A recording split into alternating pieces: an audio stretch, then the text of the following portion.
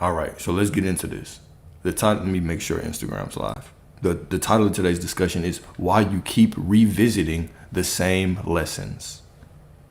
Why you keep revisiting the same lessons and why trauma identity is still an identity. Cool. Let's do it. All right. If a lesson keeps repeating, it's not because you failed. We're going to talk about loops, right? Like if I'm in the same loop with a situation, I'm trying to figure out what I'm doing wrong to see this. I'm trying to figure out why this situation won't change. We're going to talk about all that, bro. It must be a sign to get cool on your ass. We're going to talk about all of this. All right. So if a lesson keeps repeating, it's not because you failed. It's because you keep trying to understand what only responds to decision. Right there is already worth its weight in gold. That's a Christmas gift that I just dropped on here. It is because you keep trying to understand what only responds to decision. Trying to understand the situation doesn't change it. A decision on who you are is what changes it. All right? Cool. The mind believes what? Clarity comes first. The mind believes clarity comes first, then change. Scripture and mysticism say the opposite. All right, so the first verse that we're going to dive into is James 1:5. James 1:5. If any of you lacks wisdom, let him ask God. If any of you lacks wisdom, let him ask God. What is this representing? If any of you lacks wisdom, if you don't know what to do, if you're trying to figure out why this situation is happening, let them ask God. What does scripture mean when it says ask God?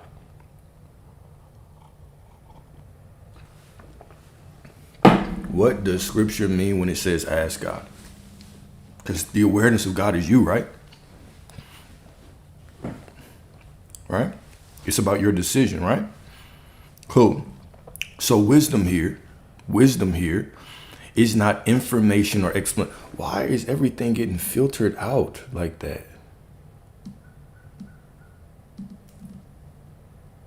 I don't know why shit is getting filtered out like that. All right, anyways, wisdom here is not information or explanation. It is not the accumulation of insight, processing, or understanding. In the biblical and mystical sense, wisdom is what? It's alignment with truth. What is truth? It's the choice that you make on who you are. You know this. We know this. This is nothing new, right? It's the capacity to stand rightly even when the mind does not yet feel resolved. To ask God for wisdom is not to what? It's not to request more data about the situation. I'm trying to figure out what this situation means. If you really want to, if you catch yourself just kind of trying to figure out, why is this happening to me? Why am I in this loop? One of the best things that you can remember is that the situation is absolutely meaningless. If you can simply just go back to okay, this situation is meaningless. Now I get to decide who I am right now and I get to move forward in that choice. That is going to help you tremendously. All right. So this verse continues, right, by saying God gives generously and without reproach, which we know. There is no punishment for not knowing. There's no punishment for not knowing. Sometimes we'll search for clarity in a situation thinking that we'll get rewarded for intellectually understanding something. Well, there's no punishment for not knowing, but there's also no reward for endless inquiry, for endless asking, for endless seeking. There's no reward. Wisdom arrives as clarity of direction, not emotional certainty. And we know that. Okay. So when we talk about wisdom, we're talking about what? Just certainty on direction, choosing the truth. Who am I? Who do I decide to be from this moment walking forward? All right. This is why asking for wisdom often leads to action rather than comfort. What you receive is never explanation. It's just authority. Right. God answers the prayer for wisdom by strengthening your capacity to decide. Meaning, when you go within, you begin to ask yourself, okay, what do I actually want from this situation? You will get clarity on what the situation is actually trying to quote unquote guide you towards. Everything just is what it is. But now I get to stand in the middle of all that there is as God and decide, who am I? I am that I am. Beautiful. Okay. Wisdom is the ability to stand from the truth, to stand from truth, even when understanding is incomplete. When you keep circling the same pain, the same relationship pattern, the same emotional loop, it's rarely because the lesson is complex. It's because the identity that would end it has not yet been chosen. I feel like that was a good line right there, right? When we just keep circling and circling the same pain and the same situation and trying to figure it out, it's not because the lesson is just too complex, right? Well, it doesn't even matter. That's not even important. If it's a complex lesson, if it's a simple lesson, it doesn't matter. It's the identity that would end it has not yet been chosen. Okay? Boom. Understanding explains, but decision ends the pattern completely. Right? So what would you rather do? Would you rather be able to explain the pattern that you're in or end it with your decision? Trying to understand it is you building an identity around it, right? Saying, okay, this is what happened to me, and I just want to understand because this keeps happening to me, and it must be a pattern. I must be doing something wrong. Okay, understanding it just is you have the ability to explain. But decision ends the loop completely. I decide who I am. I move forward. I don't want that anymore. I don't care about understanding it. I don't want it anymore. I just want to choose differently. I want to walk as God. All right. Next, the loop is not the problem. The loop is not the problem. The circumstance is not the problem. The position is. Repetition is never punishment. Repetition is never punishment. One more time. Repetition is never punishment. Never. It is feedback. So James 1:8. James 1:8. A double-minded man is unstable in all his ways. Now, because we've been having these conversations, right? We should have a lot more clarity on what double-minded means. We should have a lot more clarity on what double-minded means, right? Double-mindedness is not intellectual confusion. It is divided identity. It is the state of knowing what is true while continuing to stand in what's familiar. One foot is placed in decision, the other in hesitation. The mind may understand the path forward, but the self has not yet committed to inhabiting it. This division creates instability because authority is split. Reality responds to position, not preference. It's not about what you prefer. We know what you prefer. But have you decided what you prefer? Have you positioned yourself into what you prefer? I know you understand what I'm saying. So from a spiritual and psychological perspective, instability is not a character flaw. It's just feedback. When identity is undecided, experience cannot organize coherently, like the good brother just dropped in the chat, coherently. When your identity is undecided, yeah, I want this. Well, your preference don't matter. What do you choose? What are you choosing that you are? There's a lot of shit you can prefer, but who have you decided that you are? So you have this preference, right? Here's the thing. I want y'all to, let's walk through this practically, okay? Situation shows up. Let's say that it's this bill that keeps showing up, right? Or this financial situation. Okay, so the financial situation shows up. Boom, I'm looking at it. Interesting. It's not what I want. So now, because I know what I don't want, guess what? I also have clarity on what I do want. I say, I want a little bit more money. I want money to flow with me with ease. I don't want to have to worry about the bills. I have a preference, but if I'm still trying to understand, okay, why is this happening? Why is it always one step forward, two steps back? Why is it I can't get ahead? Why is it that women act like this? Why is it that men act like this? Why is it that the money or the family or the job or this or that? Understanding just gives you an explanation. The decision ends the loop. So you already know what you want. So one of the questions that I'll ask y'all, right? When y'all get up here and you start telling, like, okay, what do you want? Boom. Okay, now decide that you are it. That ends the loop. We don't have to go figure out why it's happening. Why it's happening doesn't matter unless you want more of it. Unless you want to identify with it and say, okay, why is this happening? And continue to study it and let it show up in your life more and more so you can study it some more. But you don't want that. I know you don't want that. And you deserve better. You know you deserve better. You know you deserve better. Grant yourself the beautiful Christmas gift of deciding today.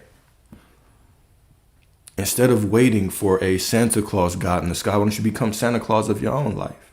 You are the only Santa Claus, the only God of your life. The only one. Okay, here we go. So this is why the same lessons repeat. Because when identity is undecided, experience cannot organize coherently. All right. So this is why the same lessons repeat. The same emotional loops resurface and the same situations reappear.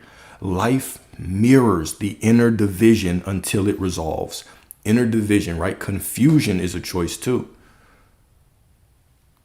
Confusion is a choice as well. Because if you are looking at something that you don't want and you're trying to figure out why it's happening, I can guarantee you with absolute certainty, with 100% conviction, that you know exactly what you do want. If you're able to study what you don't want, guess what? You know exactly what your ass do want. So the only thing standing from you between you and breaking this loop is a choice. I come back to the present moment. I remember that I am God. I recognize this present moment for all that it is. It is eternity. And right now I choose I am prosperity. And everything, prosperity is unfolding for me right now moving forward. And I walk in that knowing. And when I forget, I remember that I am's been doing the whole work. And I am is not untouched. I am is untouched by the ego. So even when I fall into forgetting for a second, which is fine, I simply fall back into remembrance. But now that I have chosen my truth, from this point forward, I've chosen that my truth is I am prosperity. Now, guess what? I can be still. I can cease striving. I can stop trying to be prosperity and know, right? This is that whole be still and know that I am God, right? Cease striving and know that I am God. Stop trying to be it. Just root yourself in this present moment and know that you are prosperity. And begin to look at everything as prosperity. It's all the unfolding of prosperity. Why? Because you are prosperity. Instead of you looking at reality, you look. That's a pop quiz. Instead of you looking out there at reality, you begin to look what? Oh, please don't disappoint me, y'all. I know somebody knows the answer to this. There we go, as reality. Oh, I love y'all. Just when I think y'all can't get any better, here y'all go. You stop looking at reality and you begin to look as reality. As reality. Here we go. Life mirrors the inner division until it resolves. Stability arrives the moment the self stops negotiating between who it has been and who it is choosing to be. What does that look like? Okay. What does negotiating with the ego look like? I am is the only creative power. This is going to be a gem right here. Okay. I am is the only creative power. It's so powerful that it can bring others into the decision-making process. Let me give you an example. I have decided I am prosperity. But now the bank account says, you have $2, Alex. It's Christmas Eve. Whew, shit. So now I feel a certain type of way. My thoughts start racing. And now instead of me staying in that decision, remembering I've already made the choice, I am prosperity, this too shall pass, the circumstances can't define me. Now what do? I allow the circumstances to begin to negotiate with me. I say, hey, come in. Circumstances, you have a seat at the table. I've made you a chairman. What do you think? And the circumstance says, you're broke. I say, fuck. Okay. Got one vote for broke. I'm prosperity. Shit. Emotions, what do you say? Well, you're fucking broke. You've been broke, Alex. Damn it. That's a 2-1. The thoughts say what? Broke. Damn. It's 3 against 1. And so now I'm trying to battle all these things, right? Now I'm trying to affirm through it. I'm trying to feel better about a situation I hate. I absolutely can't stand not being able to get my family stuff. And so I'm trying to affirm through it. I'm trying to make myself feel, I'm trying to force myself to feel better through a situation I don't want. I heard gratitude works. I'm trying to conjure up a fake sense of gratitude for the crumbs in the bank account. I'm trying to think over the negative thoughts. I turn this boardroom into a battleground, a war. This is why we look at I am as the truth, right? This is why Jesus said, I am the truth. And this is why we untangle from the human way of thinking that truth has to be proven. Truth is something that has to be proven with facts and studies. And no. Truth becomes choice. That's it. So now when I choose the truth, I am prosperity, guess what? The truth just is. The truth does not rely on what? It doesn't rely on my thoughts. It doesn't rely on my feelings. It doesn't rely on the circumstances. If right now the truth is that the earth is a square, guess what? I don't care how you feel about it. It doesn't change the truth. I don't care that you've had trauma or hard times with circles in the past. I don't care if your ex who was a circle told you that all circles are better. It doesn't matter. It does not change the truth. It doesn't matter how you feel about it. It doesn't matter if you overthink it or underthink it, whatever any of those things mean, because we've never been in anybody else's mind. It doesn't matter. It does not matter what some other person on the internet told you. It doesn't matter what the book said. When I accept it as truth, on top of the absolute truth that I am God, therefore I make the rules. This is why the I am God is it's a core. It's core to this. Because if you think that power is outside of you, you will not be able to truly walk in your truth. And you will always be waiting for some kind of permission. You will always think other people have the answers. But this person said this. Well, I don't give a damn what they said. What the hell do you say? What the hell do you say? Well, this person said this. Well, what about this? What about that? It doesn't matter. What about the circumstance? Until you can know that you are God and you can make decisions from that knowing, guess what? You're going to be wobbly. You're going to be on that wobbly bridge looking for permission everywhere. What if I'm overthinking? What if I feel like this? What if my emotions? What about the subconscious? What about this and that? And excuse and excuse and excuse and excuse. And you're going to drain yourself. Until what? You just accept the truth. You make a decision and you stand on that shit 10 toes down. Some of y'all 9 toes down. 10 toes down. 10 toes and 9 fingernails or 9 toenails down. Until you can stand on that shit with absolute certainty. With all 8 of your toenails. Because I know that big toe and that pinky toe look real ugly this Christmas.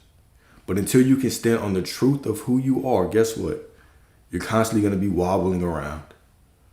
Looking for excuses, looking for something else. Somebody give me permission. I need to affirm or feel better. The thought, the circumstance, Alex, the subconscious. What if my body rejects it? Right?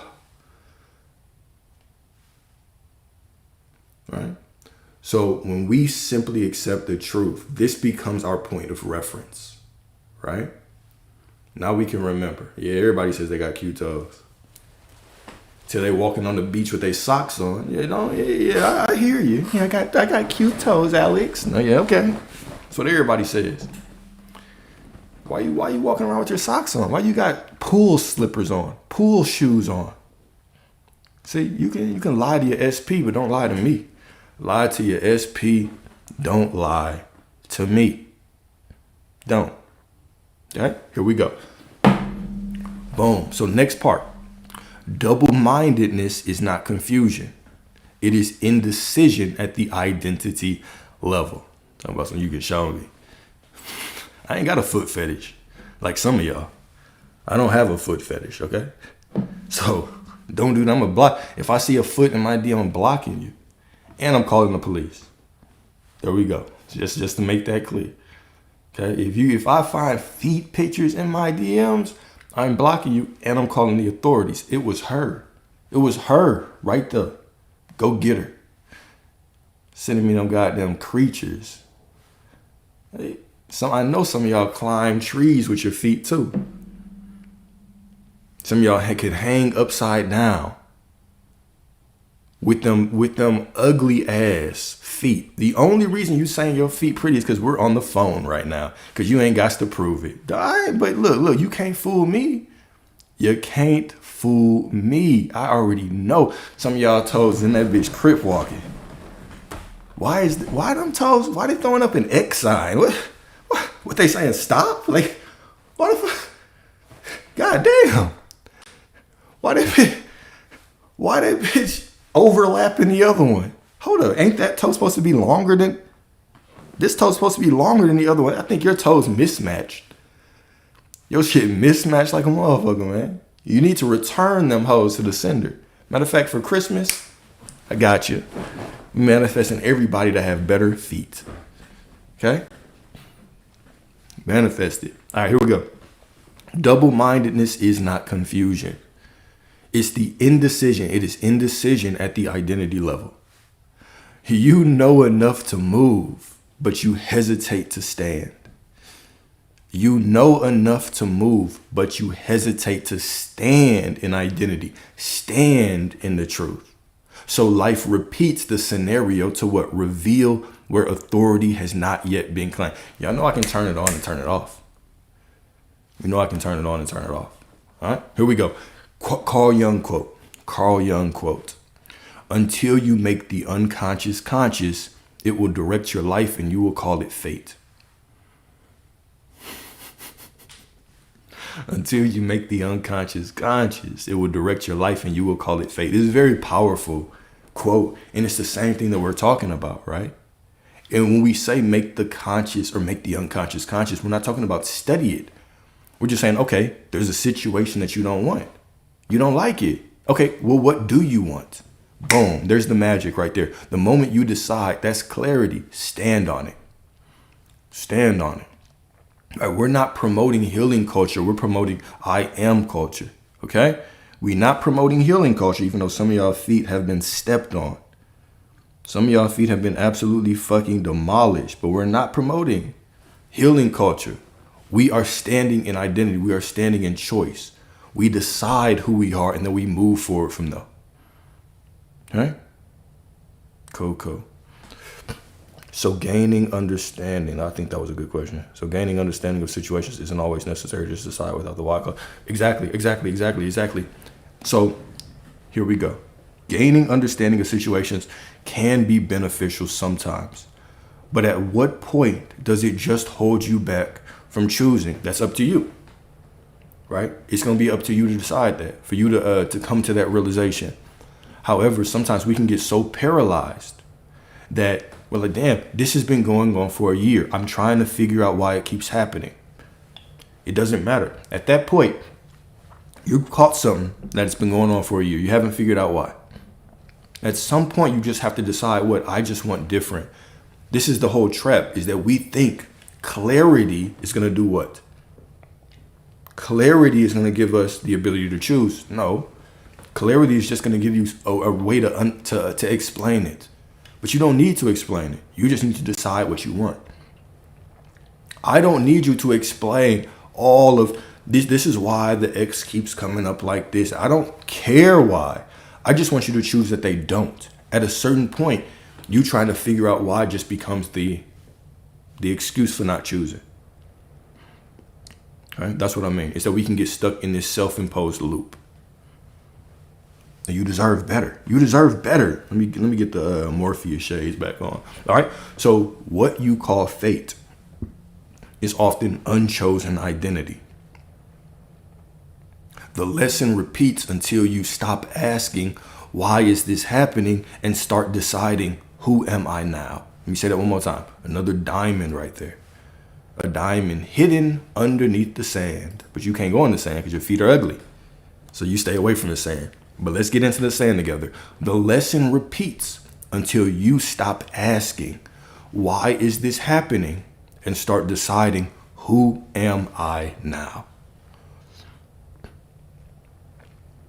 Who am I now? Okay, next part. When healing becomes a place to live. When healing becomes a place to live. Healing language is powerful, but it becomes dangerous when it replaces decision.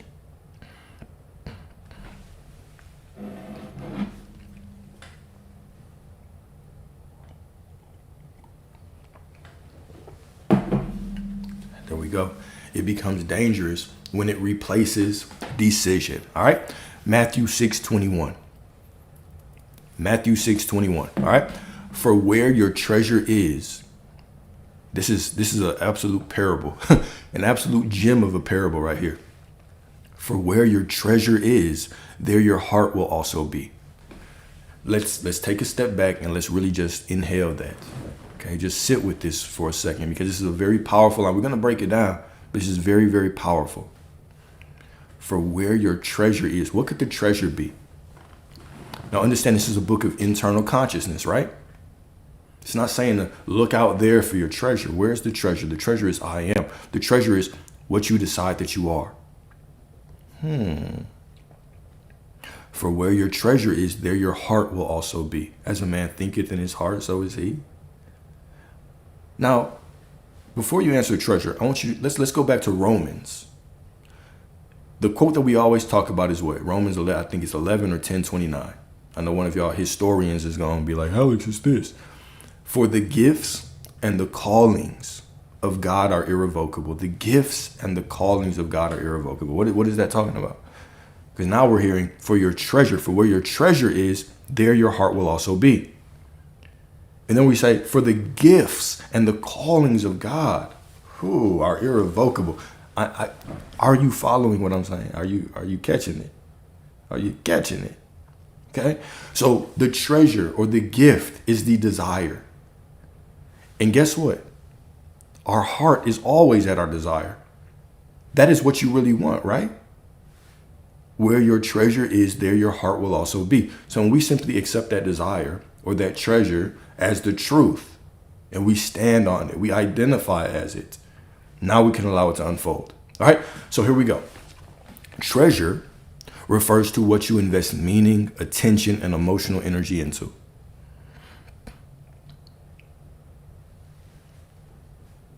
Nobody's gonna say anything? Nobody's gonna say anything?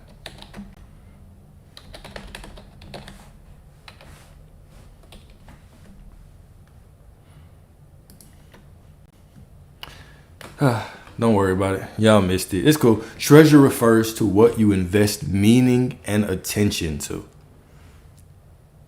You cut out. No, it didn't. Nothing cut out. All right. Meaning treasure refers to what you invest meaning and attention. The heart follows focus. The heart follows focus. Wherever you consistently place your inner resources, your sense of self organizes around it.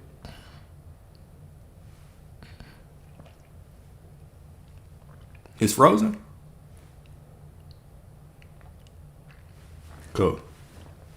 If your treasure is placed in wounds, stories, and constant self-examination, the heart remains tethered to what is broken rather than what is becoming. This is not punishment. It's a natural law of attention.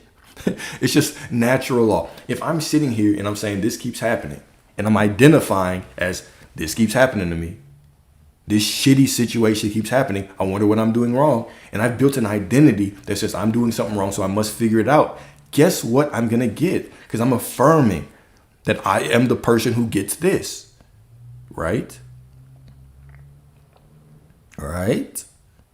So now what do? Instead of me trying to figure that shit out, I just decide who I am and I allow that old circumstance, that old reality to fade away, to fade into dust. Okay? Here we go. If your treasure, here we go. Spiritually, this verse reveals why healing can quietly turn into identity. When trauma, process, and self-analysis become the primary investment, They shape the inner world more than truth does. The heart does not know the difference between devotion and fixation. It simply follows what you treasure. Transformation begins when attention is reallocated and not denied. I don't have to deny it. The experience, sure, it was real. But this is who I'm going to be right now. This is who I'm going to show devotion to right now. When the treasure shifts from what hurt you to who you are choosing to be, the heart follows and life reorganizes around that choice. Isn't that beautiful? I don't have to figure all this shit out. I just have to choose. I'm like, all you are doing through life literally is just observing. You're walking through life and you're literally observing and you're just making choices. Shifting your awareness, shifting your perspective, shifting your choice, deciding. And then you're just flowing through life and everything unfolds from that knowing. Isn't that beautiful?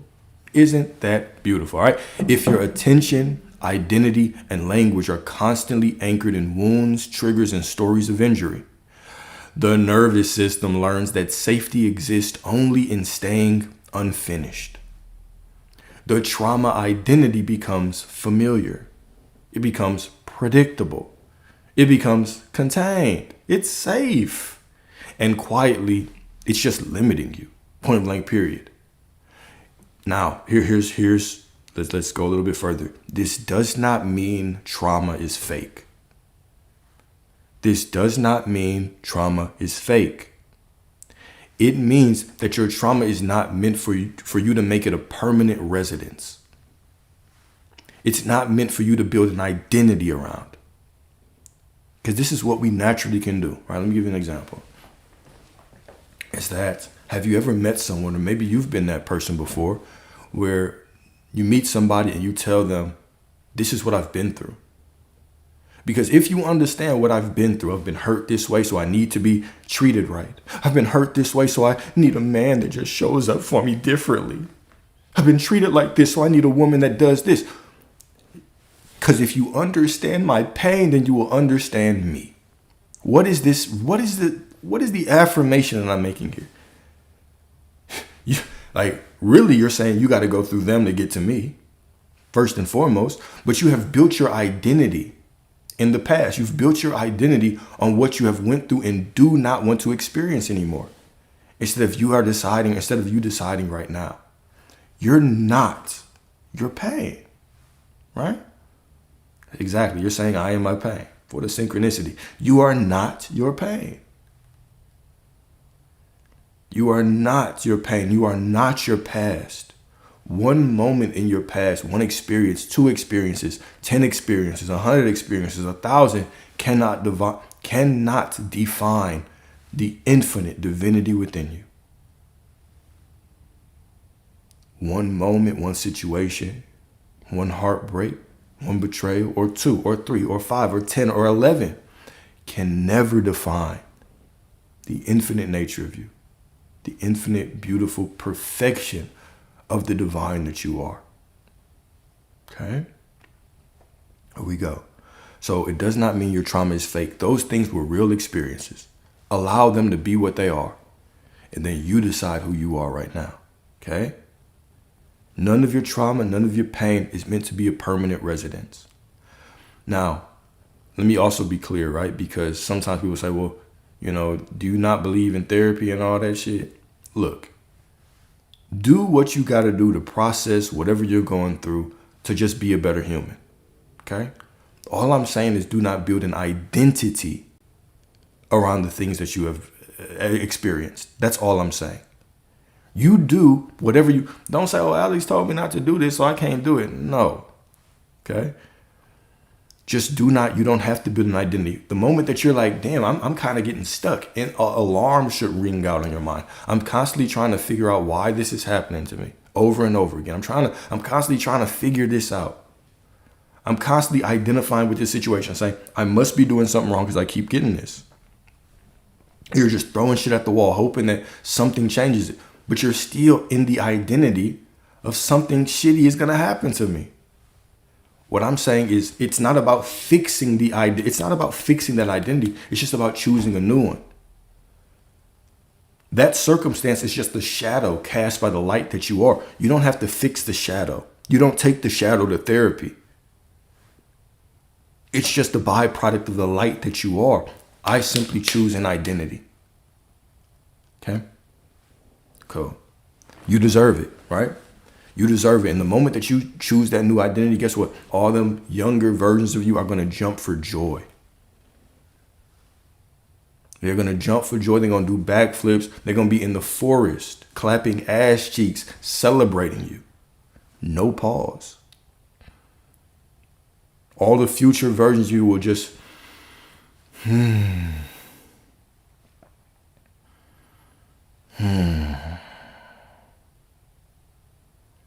And here's the thing, when you just allow that situation or that loop to be what it is, right? Let's say that you've been, okay, you want the practical. I got you, Catalan. All right, so let's say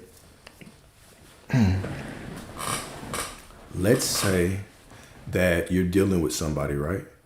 And you're constantly, you look out in reality and it feels like they're showing up and disappearing.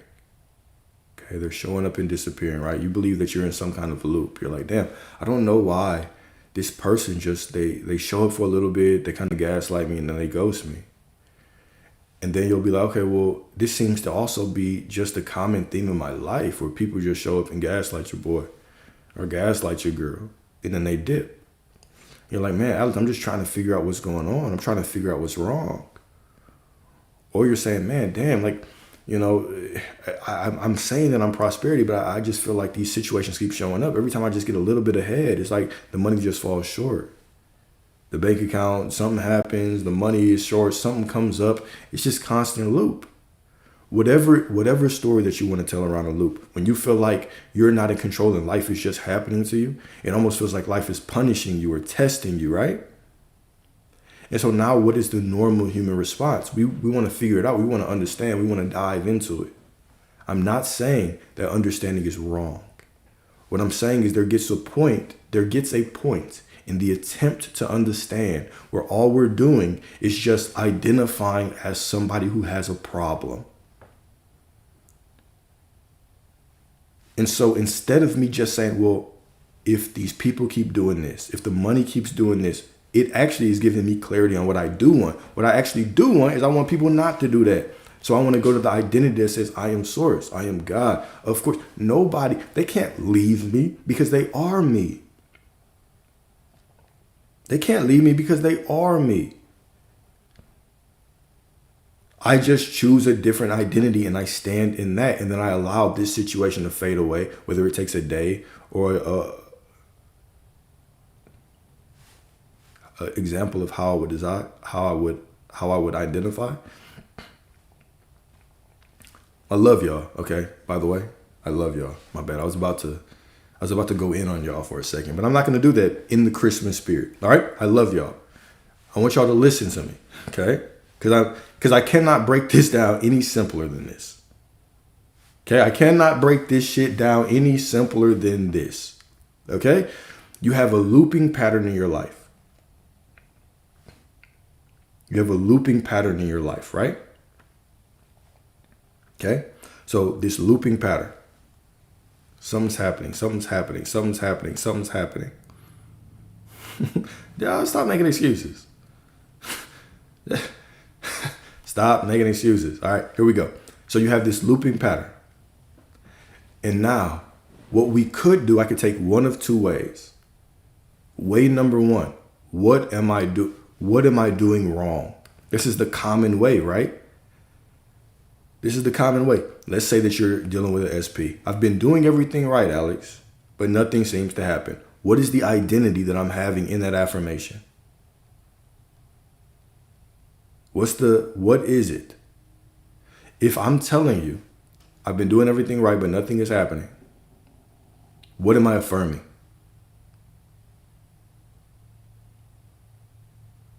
I'm affirming that I'm doing everything right and nothing is happening, right? I'm standing in the identity that nothing can happen for me, even if I do everything right.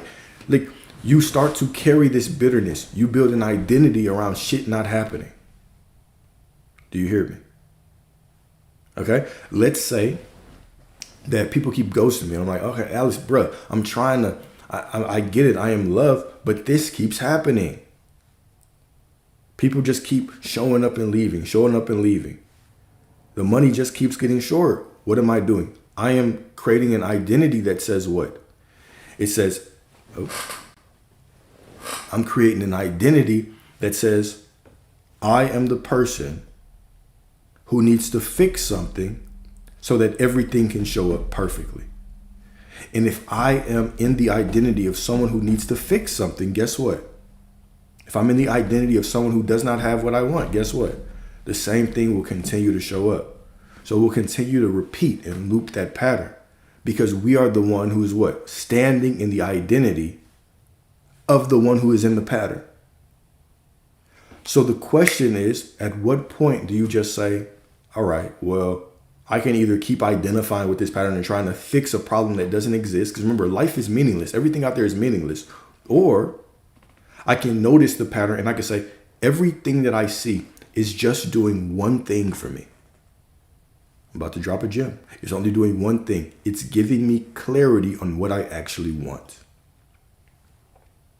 If that person is showing up and leaving, right? Matter of fact, if I ask you all, hey, I want you to define your perfect relationship. Most of you would explain that perfect relationship through the lens of what you don't want. You'd be like, well, I had this and that, so I need a man that's like this. And he was short, so I need him to bring the vibranium rod this time. Well, this man cheated, so I want somebody that's faithful.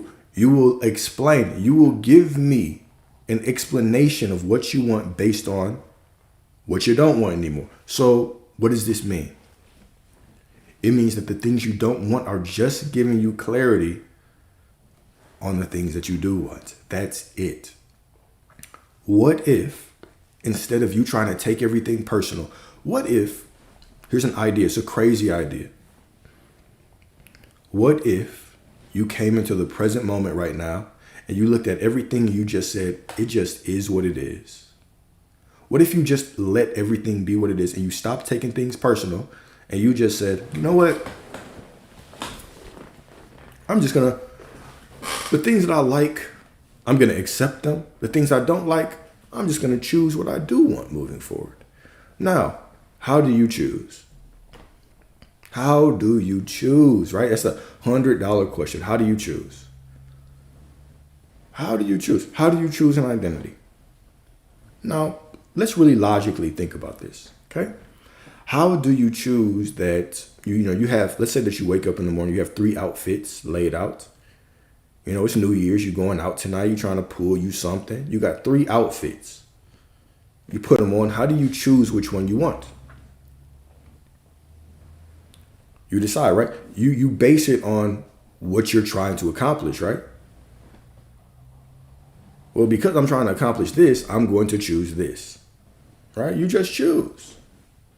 You just absolutely choose. Okay, cool. When you are, you wake up in the morning, you're like, oh, I have to be at this appointment at 3 p.m. That means I should leave at 2. How do you make that decision? You just choose, right? Now, let's say that you just made the choice. I'm getting to a point. Let's say that you just made the choice in this morning, right? You just made the choice at 10 a.m. Now at 11 a.m., something comes up and you're like, oh shit, maybe I shouldn't leave at 2. Maybe I should leave at 1:30 because I have to run another errand. How do you make that decision? How do you change your choice? Consciously, right? You consciously change your choice. You consciously change your choice. And then you forget about it. You don't affirm that choice, do you? Do you affirm that choice? Do you affirm that you're leaving at 1:30? No. It just is what it is, right? And then what happens when a situation shows up that is related to that, right? So somebody calls you and they're like, hey, I need you to do something at 1:30. You say, oh, you remember, right? Because something showed up, now you remember, oh, no, I already made a choice for 1:30. I can't do that. The illusion, right? When we ask things like, how do I choose an identity? How do I make a choice? The illusion is you believing that you don't make a choice all day, and every moment. You're always choosing. So now, let's go a little bit deeper on choice. Okay, let's go a little bit deeper. Now, okay, I make the choice, Alex. So what about if I doubt? What if I fear? What if I'm anxious? Right? What if I just get, what if the circumstance doesn't change? What if I don't see him on Christmas and we can't kiss under the mistletoe? All right? What if? All right? This is natural for the mind to do, by the way.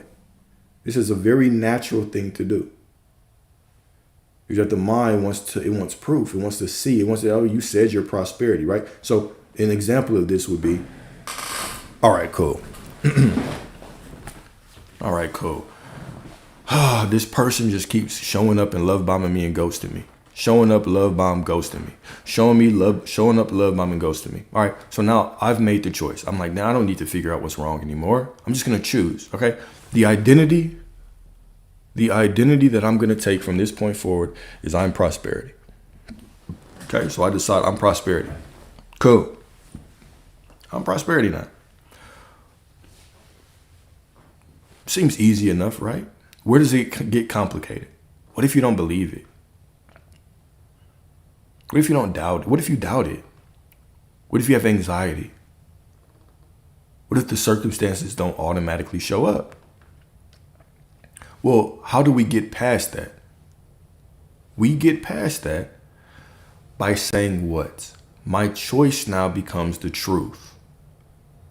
I treat my choice like the truth, right? See, the world will make you think that the truth has to be proven, but it doesn't. The truth is just the truth. Now, let's ask another one. Exactly. Decide and stick to the decision. So let's say that you decide that prosperity or that you are the love of God and that nobody can walk out your life. Let's say that you accept that. That's your choice. That's what you choose to be true. Now, here is the $1 million question.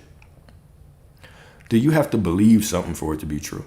If it is true that the earth is a square, if it's just the truth, if you don't believe it, does that change the truth? No. If you believe it, does it make it more of the truth? No. What if you get anxiety about it being a square because you think you might fall off the edge? So you're like, no, it must be a circle because if it was a square, I would fall off the edge and that makes me anxious. Does that change the truth? No. What if you're overthinking? What if your thoughts are just racing in your mind? It can't be a square. Prove that it's a square. It must be a circle. But they said it was a circle. But what about the globe? But what about this? But what about that? But what about that? Does any of that quote unquote overthinking change the fact, the truth, not the fact, change the truth that it's a square? No. So now this becomes your point of remembrance. This is where remembrance comes in, all right? So you make the choice. Boom, I've made the choice. I am love. They can't leave you, boy. I am prosperity. The money is me. It flows from me. It shows up for me with 100% certainty every single damn time, all right? So now I've made that choice. Now let's say that the mind begins to chatter. Guess what? I just remember I've already made the choice. This is the truth. I already am prosperity. Once you make the choice, you remember that it's the truth.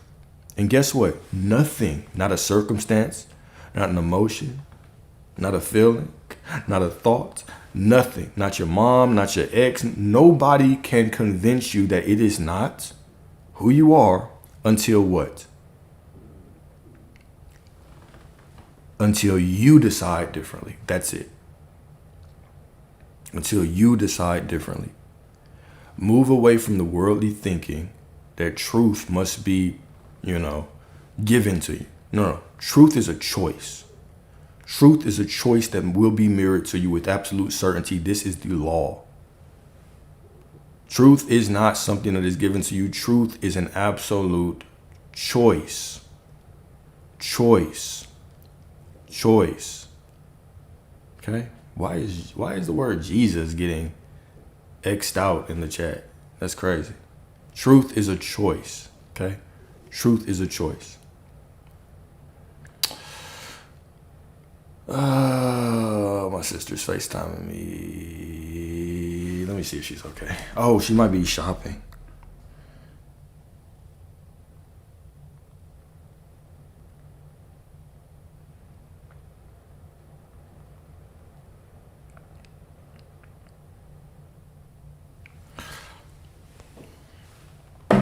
My bad. Yeah, my sister was calling me. She was FaceTiming. So,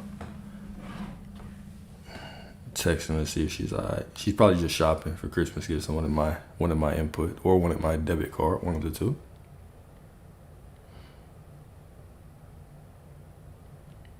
Hey Nene, that's what she calls me. Hey Nene,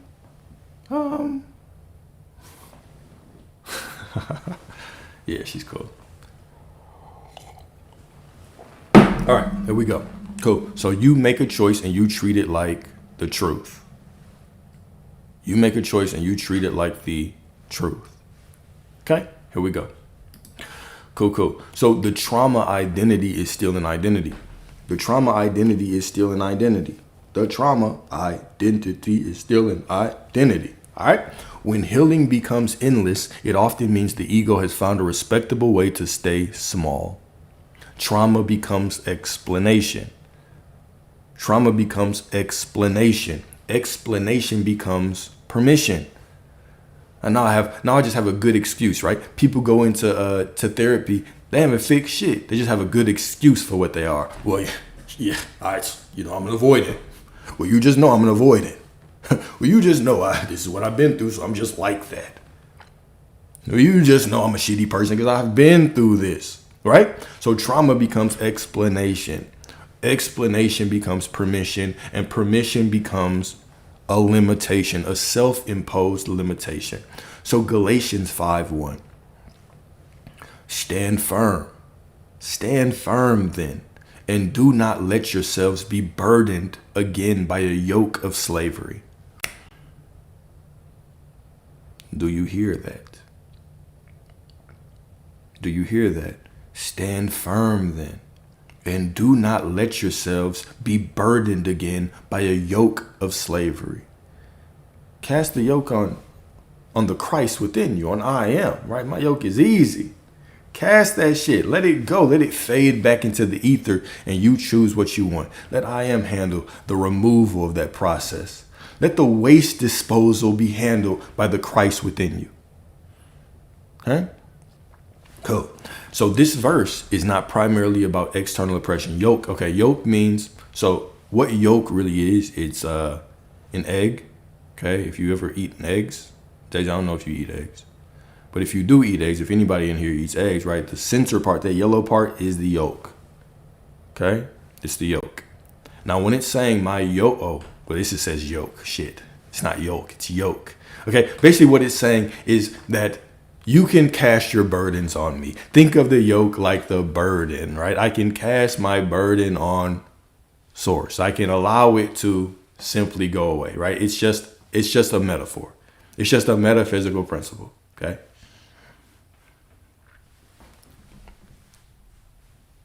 Make sense? Source. Daisy Dukes.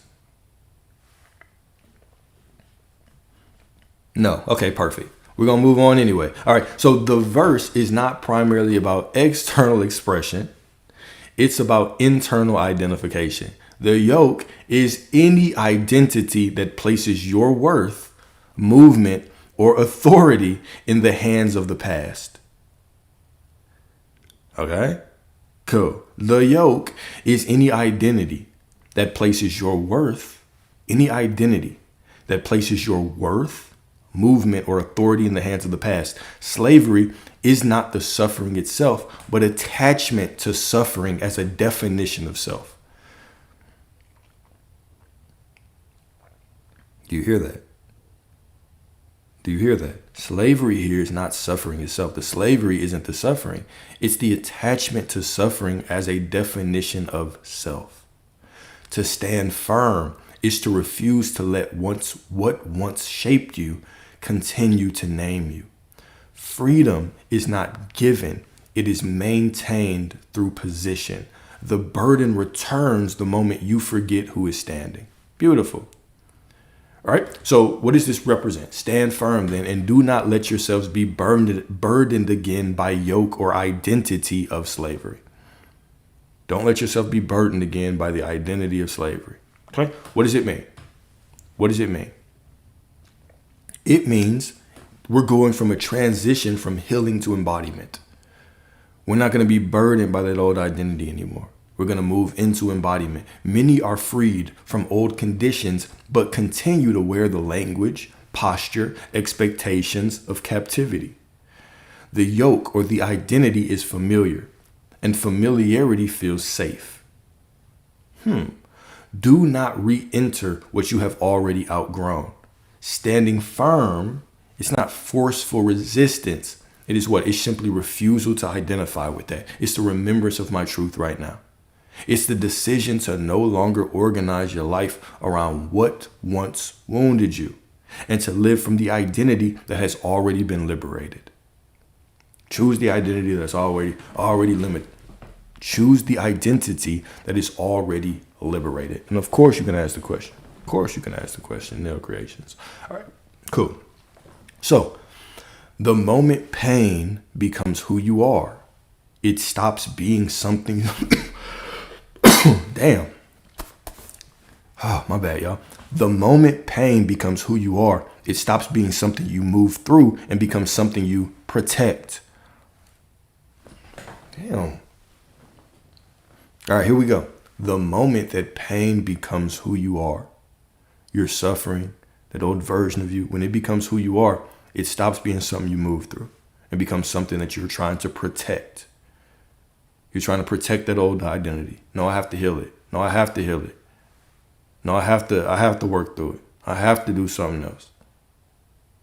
No, you don't understand, brother. I must be doing something wrong, right? We start to protect that old identity, fight for it. We start to argue for our limitations. No, you just don't understand. There must be something wrong. I just know that I'm missing something. You know that, huh? You've accepted that as the truth. And you wonder why reality continues to reflect that to you. So here we go. Here's a mystic quote. I don't remember who said this. I don't know if it was Christian mysticism. I'll look it up later. You are not sick. You are not broken. You are the sickness and the healing only in appearance. You are not sick. You are not broken. You are the sickness and the healing only in appearance. And the appearance don't define you anyway. Okay? The truth is uncomfortable. The truth is uncomfortable. Healing ends when authority begins. When we begin to walk in authority, that's when the healing ends. Okay? So this is the end. All right. So why decision ends what understanding cannot. Understanding asks, why did this happen? Trying to understand asks, why did this happen to me? Why? Why? Decision says this ends here. This is who I am now. Right? Decision doesn't erase memory. Decision does not erase memory. It simply removes authority from the past. All right? It simply removes authority from the past. So Philippians 3:13, forget what lies behind and strain forward to what lies ahead. God damn, they just dropping all these gems. All through scripture, they just dropping these gems. Let me read this again. In case some of y'all were daydreaming about your SP. All right. Forget what lies behind. Forget that shit and strain. And strain forward to what lies ahead. Strain forward to what lies ahead. That is direction. That is choice. You don't revisit lessons because you're failing. You revisit them because you keep trying to resolve them emotionally. You keep trying to resolve them emotionally instead of just repositioning yourself ontologically. Instead of just choosing the identity that you want right now moving forward. The lesson ends when you stand as someone who no longer needs to learn it. And when does that happen? When you no longer need to learn the lesson. When does that happen? When you no longer need to learn the lesson. When you decide. When you decide. The moment that you decide you no longer have to learn the lesson, guess what? You can move on. Okay? So here we go. I got a love letter for y'all. Let's pull it up. I was contemplating what identity means, and doesn't an identity come with a set of beliefs and thoughts? So when I choose a new identity, don't I have to work on new beliefs? I don't understand how choosing a new identity suddenly makes me somebody new. I hope this makes sense. It absolutely makes sense, because you're thinking of an identity as something that has to be proven by circumstances, thoughts, and beliefs. But no, an identity is just something that we choose to embody as an absolute fact, a truth, not a fact. We choose identity as an absolute truth of who we are moving forward. That's what identity is, okay? I choose that this is my truth moving forward. Now, if I choose that that's my truth, does it matter what I believe for it to be true? No. Beliefs do not impact the truth. The truth just is. If you doubt the truth, it just is. If you feel a certain type of way, it just is, right? God does not need to reprogram itself or try to believe something more or to orchestrate better thoughts. God just needs to decide. Just decide who you are and walk in that knowing as the truth. What if you forget? What if you doubt? What if you believe? Cool, good. More power to you. If you don't, that's cool. You simply go back to the knowing that, no, this is the truth. This is the truth. So we do not base identity in what the world says is like, oh, you got to reprogram and you got to think better thought. All that, the belief and fear and doubt and thoughts are all byproducts of the ego. God just is. I am just is. The ego needs to believe. The ego wants to doubt. The ego has thoughts. That's not you, right? Let it do what it do and you still decide who you are. How much battery I got? 7%. We good.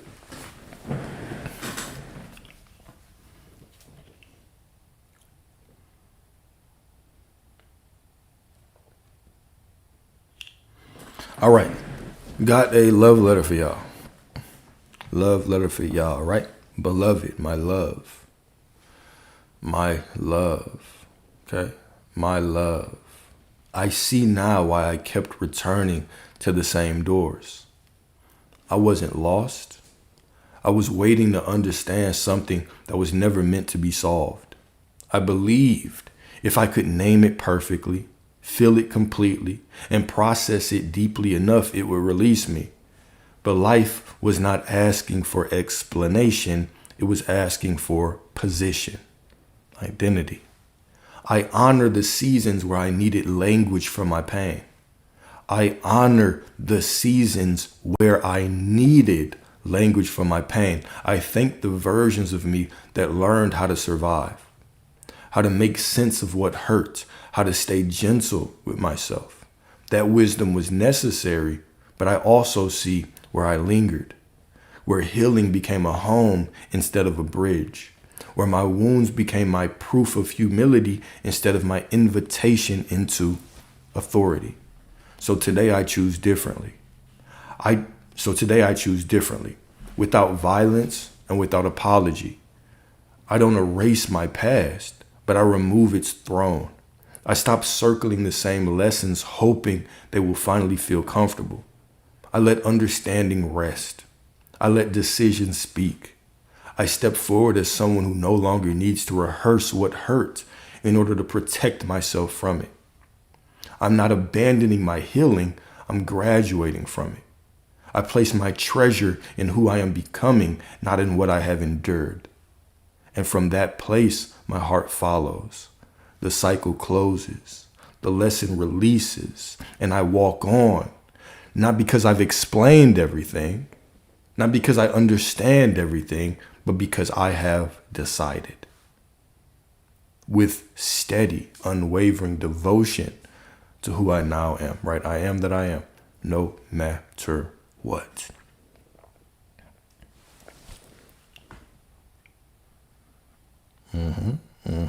Absolutely beautiful. I know. Right? Cool. So yeah, that's what I have for today.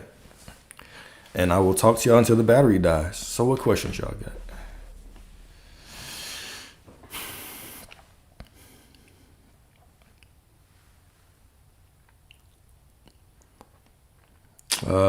Ontologically, you could say spiritually, or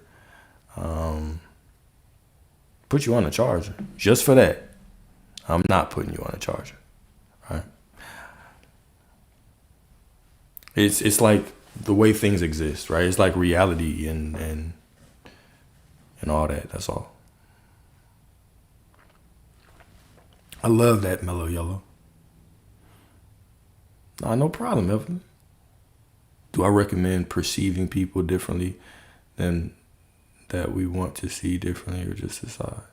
I mean, both. I mean, it's the same thing, right? It's the same thing. Now you can, I guess you can do it in different ways, right?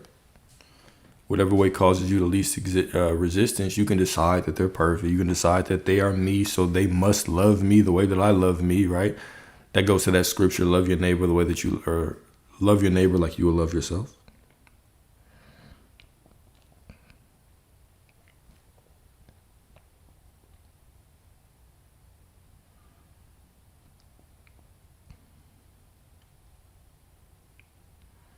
What are examples of identifying is it acting as if?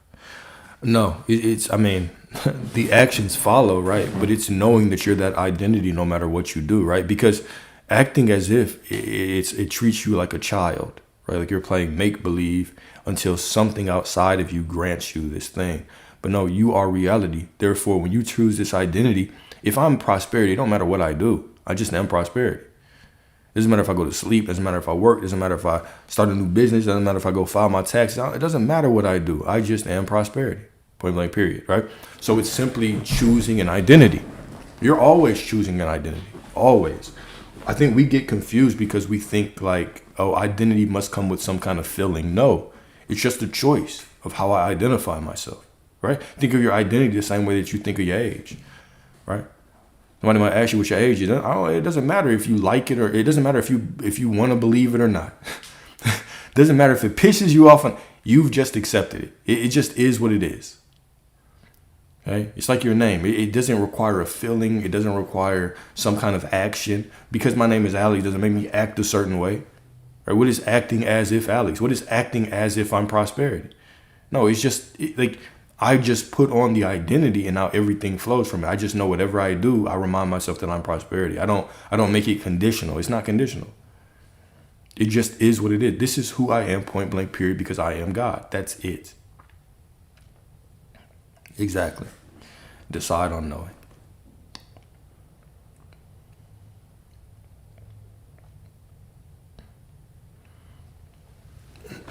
How do you switch your mindset to actually believe it? Why do I feel stuck inside? Solo mom. It's because you already put this identity at the end, like single mom or solo mom, like that. Like you already added a sad story to the end of it. All right. And now here we go. When it comes to belief is fragile anyway. We don't rely on belief or emotions because I can feel good today, right? Because today's been a great day. Right, I got great gifts under the Christmas tree for everybody, right? And I'm feeling good. And then I go out tonight and I get cut off in traffic. I have a bad night, whatever. Now all of a sudden I feel down and my belief is wavering because I just feel like shit. So belief is fleeting. If you're trying to build an identity on belief, you might struggle. You build an identity on the truth. The truth doesn't need you to believe. The truth doesn't care if you doubt. The truth just is. Do you have to believe something for it to be true? Let's see who's been dropped on their heads. Do you have to believe something for it to be true? No, you don't. Okay?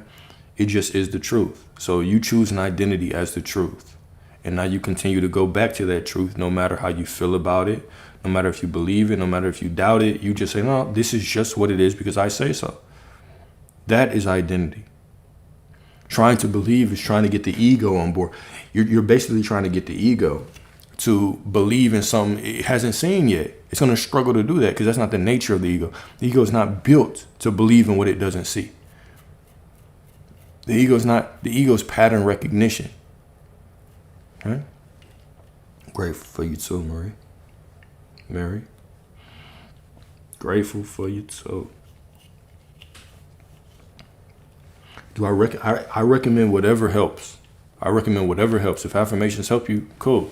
But remember, you do the affirmations to remind you that you're already that person no matter what. That's it. You don't do them to try to get something.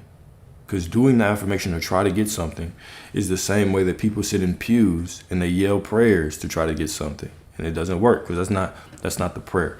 Whatsoever you ask, in my name will be given to you. The in my name, in the name of Jesus, is I am. Right? So basically, whatever you decide that you are will be given to you. So now we decide who we are, and that will show up in our reality because we are reality. That's it. So you can affirm all that. You can affirm, you can visualize, you can do all of that. But do it from the knowing of who you are. Doesn't matter what your affirmations are. God already knows. Doesn't matter if they're I am, doesn't matter if you say a negative word, a no or a yes, or it doesn't matter if it's vague or specific. You're not you're not bargaining or negotiating with any power outside of you. The same God that is your awareness, that gave you the desire, already knows who you are. You don't have to affirm anything. You don't have to convince God to give you anything. You just have to decide. We just do that to calm down the ego mind and remind ourselves of who we've already chosen that we are. But the choice is already made. The choice is already made. You already know it. You've already decided that's it. So if you decide you're a successful singer and songwriter and it's my truth, everything will follow. Yeah. Yes. Yes. So to learn my new identity is but deciding who you are, not who you finna be, but who you are. Can you decide to be a parent who fluently talks to their child and help my nonverbal child speak? Yes. What do you believe is not possible with God? Do you have a routine that helps you stand in your certainty through the day? Not really. I just remember a lot. At this point, when I first got into this, I used to try to remember all the time. Like that became, let me just tell y'all straight up. When I first got into this space, into this knowing that I am, and my goal, the center goal of my life was remembering. That was it. Like this became the most important thing in my day-to-day experience. When I wake up, I remember. When I'm walking through life, how present can I be to remember? But now it's to the point where, like, I don't really remember. I don't need to.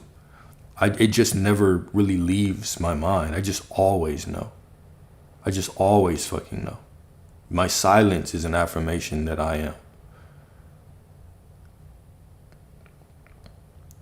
In my mind, that's affirming too, but it makes so much sense. Yeah, sure. I mean, if that's what helps, that's what helps. Well, I mean, whatever helps for us to remember, we use our tools, right?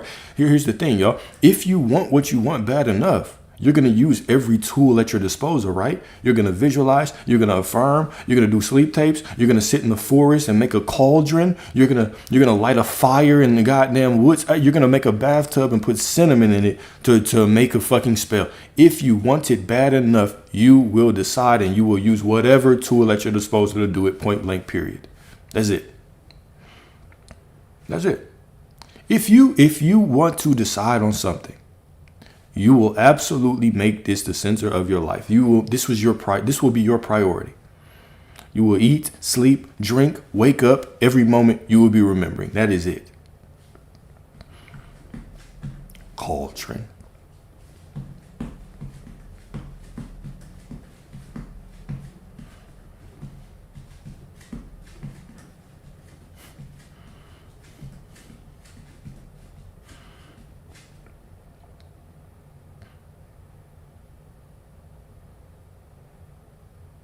When I say remember who I am, what does that mean? Can I give an example? Yeah, sure, I can give an example.